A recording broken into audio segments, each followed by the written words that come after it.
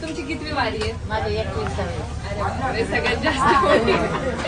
तुमचा काय अनुभव वारीमध्ये? माझा अनुभव काहीच नाहीये. आधी ही दिंडी एक गावडे चालवत होते, त्यांच्यानंतर गावडे वारल्याच्या नंतर दिंडी 21 वर्ष मी चालवली, 18 वर्ष मी चालवली, नाही 15 वर्ष मी चालवली. त्याच्यानंतर कैलास आता यायला लागला, मग तो चालवतो आता. पण मला त्याची मला सेवा करायला खूप आवडते.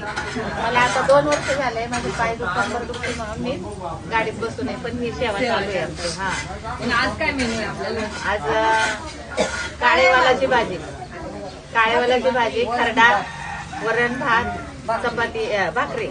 ज्यावेळेस तुम्ही चालवत होता आणि आत्ताचा चालवतात, काय फरक जाणवला एवढ्या 15-20 वर्षात? 15-20 वर्षात म्हणजे आता जास्त सोय आहे. तेव्हा सोय नव्हती. आम्ही 10-12 लोक होतो, तेवढ्यांमध्ये डेपो होते ना गावात. त्यावेळेला आम्ही स्वतः यायचं, स्वतः बनवायचं, पायी चालायचं, पायी चालून येऊन इथं स्वयंपाक करून सगळ्यांना खायला प्यायला, भांडी कुंडी घासून आम्ही चालायला लागायचं. गैरसोय म्हणजे काय नक्की? गैरसोय म्हणजे आता कसं म्हणजे जेवण बिवण सगळं होतं, त्यावेळी लोक नव्हती जास्त, आणि असं भाजीपाला नसायचं. म्हणजे असं काहीतरी आमटी भात किंवा भाजी, असं पैसे कमी असायचे तेव्हा. 500 रुपये तर वर्गणी होती तेव्हा. तेव्हाचे 500 आता 2000 काढून सुद्धा हे होतं.